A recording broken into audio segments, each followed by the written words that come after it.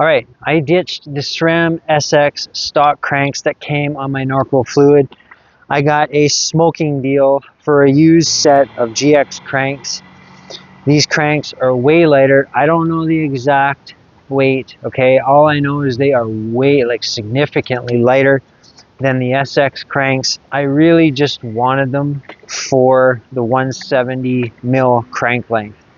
I have no idea why Norco would spec stock 175 mil crank length, even though this is an extra large.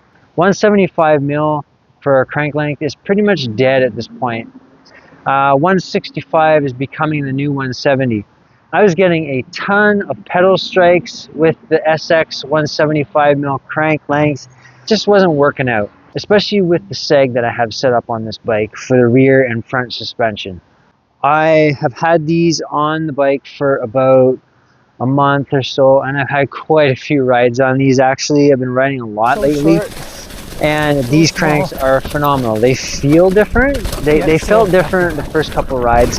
And then, you know, it's like anything, you get used to them. But the majority of the difference that I see on this crank set is the length. It makes such a huge difference. 5 millimeters doesn't sound like a lot, but I'm telling you, in the bike world, it's a lot. The other thing, the keen eye will notice, is that these cranks, I got these cranks for $60. This chainring is oval. Yes. Never thought in my wildest dreams that I'd be running an oval chainring. But lo and behold, I am running an oval chainring.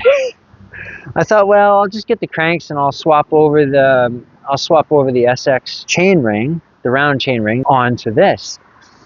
And I thought, you know what? I'm going to run this and see. I've never tried an oval chainring. I don't know if you guys have.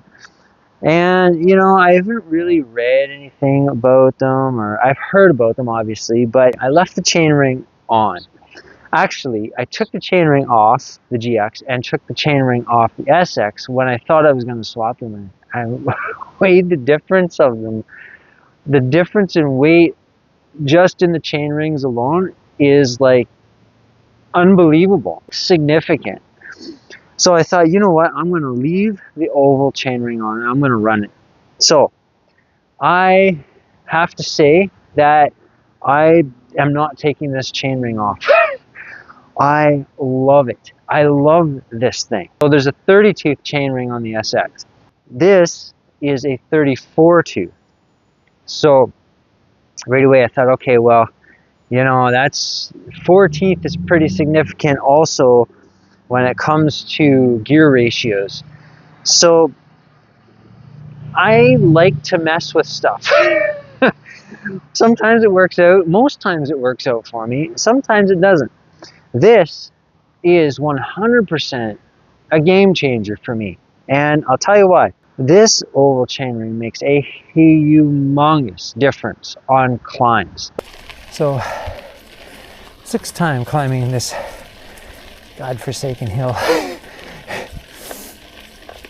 But I'm happy for it because it makes you feel like you've had a ride, right? Like tech climbs, fire rope climb, doesn't matter what climb. I like adding this hill.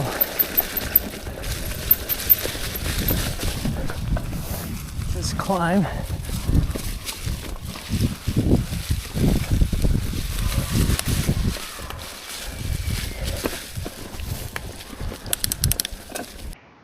I've noticed it makes a huge difference on climbs.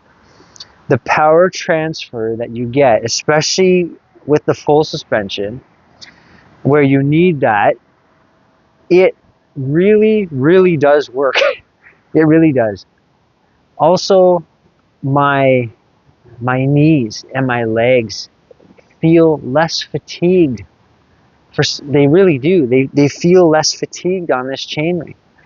I'd have to say that that's probably the biggest change for me between the round and the oval is less fatigue feeling on my legs. It's crazy.